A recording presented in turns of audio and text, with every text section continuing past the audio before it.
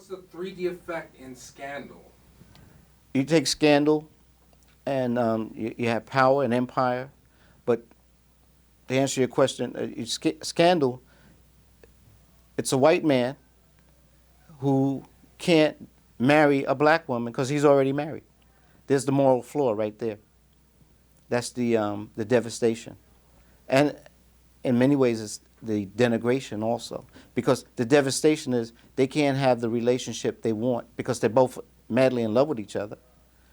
And the denigration is she's involved with someone who's cheating on his wife. And, here's the President of the United States. He's not being very honorable. So there's two of the D's right there, denigration and devastation. Black and white sex. Black and white sex. Isn't that popular today, right? It's all over the place. I remember you had the production code started in 1930, and they codified do's and don'ts. 1934, they were enforcing the do's and don'ts. One of the do's and don'ts, number 6, there shall not be any sexual relations between a black and a white. They made that very plain. First and foremost, you got to realize that it's always been one of the main things the white man has wanted to do through the industry, through cinema, through literature, through anything. You never want to popularize the sexuality of the black man. And when you look at the heinous crimes that have been committed against black men, when you talk about lynching, not only did they string him up, but they cut his testicles. Okay, so there's something, Francis Welsing goes into that deeply. But the thing is, the black man's sexuality, they've always wanted to tone that down.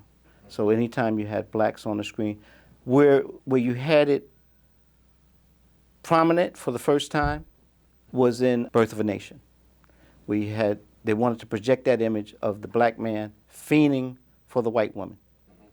And that's one of the things that helped to give rise to the KKK, because we're going to put these blacks in their place, and we're going to fight to make sure that we don't have, through interracial conjugation and mating, the mongrelization of the white race. So you have a series of films, but there's always been this attempt to show it. And the first major film to deal with the issue of interracial sex was Pinky, 1949. But the way they can get away with it is by having a white actress, Jean Crane, play the part. What you have to understand is, yes, that's the way they can deal with it, because the audience, the catharsis for the white audience is, well, we know this is really a white woman. What am I then? You tell me. You're the ones that set the standards, you whites.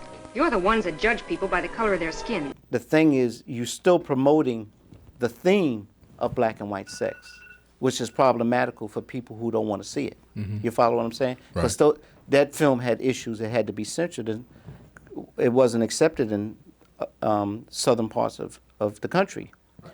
And before that, you had a lot of people don't even realize one of the first depictions of miscegenation was Uncle Tom's Cabin, because Simon Legree was having a relationship as a slave master with his black wenches.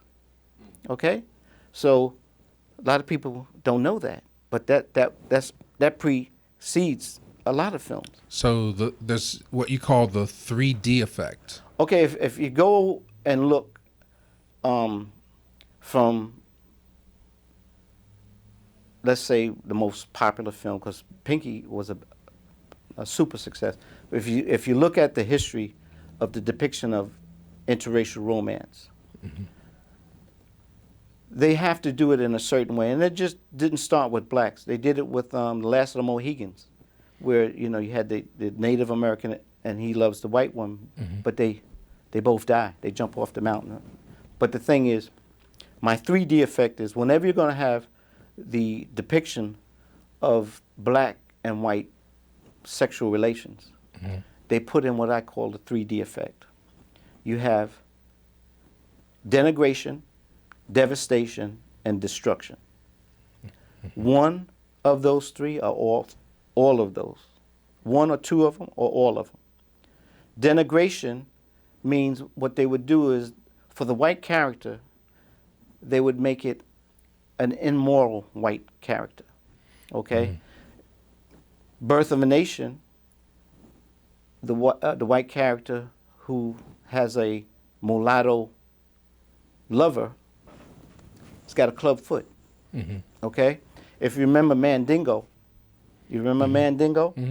Well, the guy who's in love with the part played by Brenda Sykes, you remember he had a limp.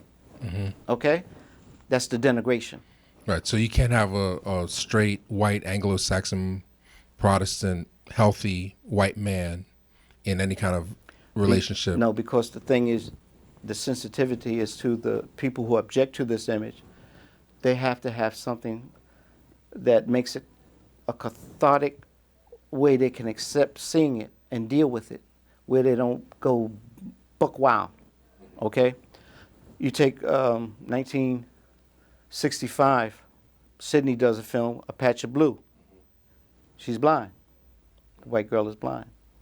You take when Jim Brown was one of the first to do it in major films. He did one called Kenner, where the white actress is playing an Indian, not a Native American, but an Indian from India. When he did Grasshopper, this girl has had sex all over the place, but when she finally decides to get with Jim Brown, he marries her, you know, and then she's killed. No, she's not. He's killed. That's the destruction. So that's the destruction. I know the reason you go out with all those guys. It's so that you won't get involved with any of them, right? That way you won't get hurt. I'm not like that. Yes, I am. The devastation is, you even come to Spike Lee's Jungle Fever.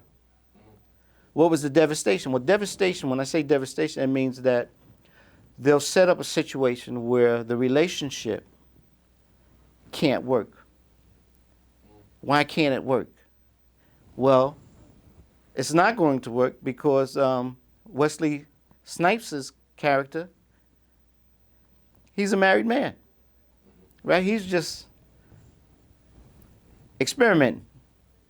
But he doesn't really want to break up with his wife. So this ain't something he wants to really get into. He just gets into it. That's the devastation, right? Then the other thing is he can't even go on a date, even Sylvia's in Harlem, without catching hell, right? That's devastation. Devastation is they'll have the relationship. You take 1964, One Potato, Two Potato. Brilliant movie, wonderful movie, realistic movie, based in reality. You take Bernie Hamilton, who played the part. He's a light-skinned black. That's also important. He's a light-skinned black, and he's not appearing with a white woman who's actually what you call a hot actress. But the thing is, he marries her. What's the devastation? Here's the other thing they show. He didn't marry a virgin. She was divorced.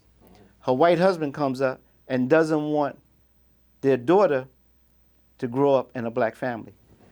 And now he wants his daughter back. That's the devastation, the pain she has to go through just being married to a black man, and the racism. Petition of the plaintiff is awarded. Permanent custody of the child is awarded to the child's father, Joseph Cullen. Visitation rights to be arranged between parents.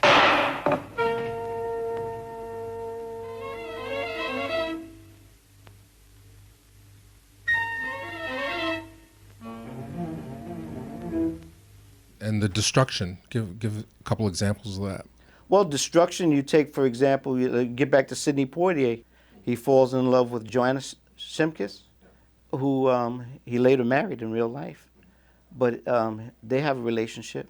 They both get killed in the end.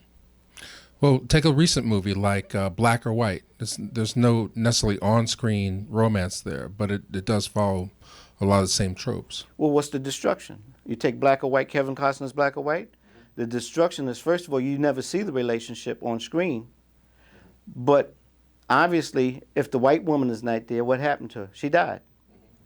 There's the So destruction. there's a destruction right off the bat, and so she's punished. There has to be some sort of punishment for these types of Yeah, relationships. because you know, to take first of all, you have the imagery, and now you know for something that was number 6 on you can't have it. All of a sudden we have a sense that we're being inundated with the imagery. You take Focus recently, Focus with Will Smith. Well, some people say, well, where are the 3Ds with that? Well, how did he meet this girl, this white girl? You know, so what's she doing to make? And she's ripping people off because she's got a white guy coming that they run that old game. Oh, you with my old lady and all this, and you don't have to pay off. So she's a con artist. There's the moral flaw. Okay? So I say all this to say this. We get images, but people have to be very mindful and very aware that what we get, there's been a filter. There's a politicking. There's a propagandistic role it serves. And we're not just getting anything that's up there that they haven't looked at and fine-tuned it so that the wrong message doesn't come across, where they're really endorsing something that they don't want to endorse. See? So like, I'm saying, what are the socio-political consequences of these images? When we see empire and power, why is the black woman being kicked to the curb and the black man who was helped to get on top with the black woman, he's fiending, if they don't give him a white woman, they give him a Latina type. It's biracial. What's that all about? Are we really saying, oh, Hollywood's reached the point where they're saying this no longer matters? No. They're throwing it out there because it's something they want to say is popular. But in throwing it out there, it's causing debates, it's causing division, and it's also promulgating what they've always wanted to promote. White over black. You see, if I reject a black sister, a dark sister, for a white woman, that's white over black. Okay? And as I said before, when we look at the test, the doll test, and the results are the same, when we look at skin bleaching that's popular in Africa, and people, Serena Williams is like 3, 4, 5 shades lighter than she was when she first came on the scene, when they had those pickaninny hairdos and stuff like that. When Sammy Sosa looks like Michael Jackson, you know, where's all this coming from? Because nothing's changed. That projection of white over black is still there.